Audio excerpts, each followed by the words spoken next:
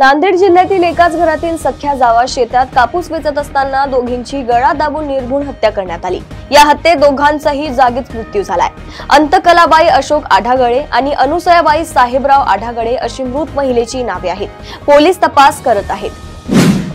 बीड मध्ये नगराध्यक्ष पदाच्या भाजपच्या गेवराईच्या उमेदवार गीता पवार यांच्याकडून काँग्रेसच्या संजीवनी चाळक यांनी थेट घरी जाऊन अर्ज मागे घेत असं सांगत जीवे मारण्याची धमकी देण्यात आली आहे। या प्रकरणी तक्रार दाखल करण्यात आली आहे।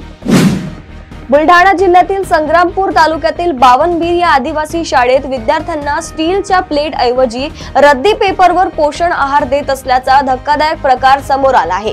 शिवाय मुलांच्या अवतीभवती श्वान मुक्तपणे फिरताना दिसल्याने मुलांच्या आरोग्याबाबत गंभीर प्रश्न उपस्थित होत आहेत। नाशिकच्या मालेगाव तालुक्यातील डोंगराळे गावात 3 वर्षीय चिमुरडीवर अत्याचार करून तिची निर्घृण हत्या करण्यात आली।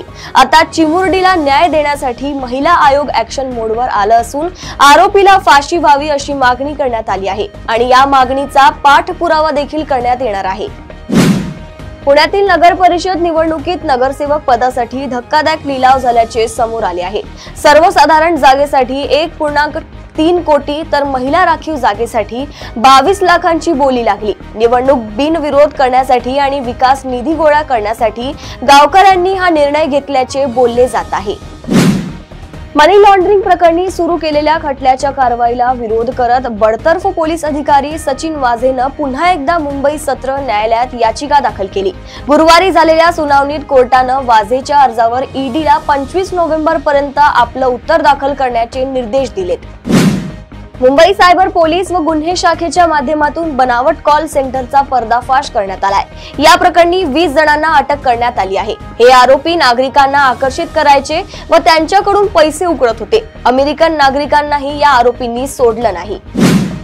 कल्याण डोंबिवली महापालिका हद्दीतील 64 बेकायदा इमारतींवर आदेश देऊनही कारवाई होत नसल्यानं अखेर हायकोर्टानं कोर्टाचा अवमान केल्याबद्दल कारवाईची मागणी करणाऱ्या याचिकेवर उत्तर देण्याचे निर्देश देत गुरुवारी मुंबई हायकोर्टानं केडीएमसीला नोटीस जारी केलाय।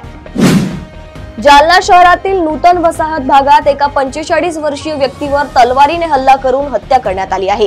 बाबासाहेब सोमधाने हे भाजीपाला घेत असताना 4 चाकी वाहनात आलेल्या 3 जणांकडून भर बाजारात तलवारीने त्यांचा हल्ला करण्यात आला। यामध्ये त्यांचा मृत्यू झालाय। आधीच अनेक प्रकारची माहिती भरण्याचे काम शिक्षकांना करावे लागत असताना आता ऑनलाईन उपस्थिती नोंदविण्याचे नवे कामही शिक्षकांच्या माथी मारले जात असल्याबाबत राज्यातील शिक्षकांकडून नाराजी व्यक्त केली जात आहे।